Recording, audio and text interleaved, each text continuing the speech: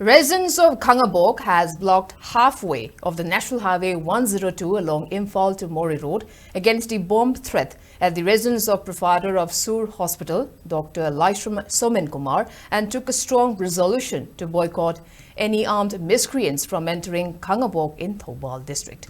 Notably, the residents, along with various organizations of Khangabok, convened a public meeting on October 27th and called the relevant groups for clarification on the motive of the bomb threat within 48 hours. As none of the groups has issued a clarification, the residents of Khangabok have resolved to boycott armed miscreants after convening a meeting and obstructed passes in front of Khangabok Mamang Kaitil. Various resolutions were also adopted during a meeting convened by Apunba Mairapai Bilov Khangabok, Apunba Club Khangabok and various organizations. Advisor of Bangsi Buron Youth Club, KH Jivon, read out the resolutions stating that the recent bomb threat was driven by personal motives. The meeting also called for a boycott of any armed miscreants from entering Khangabok until the underlying issues are addressed.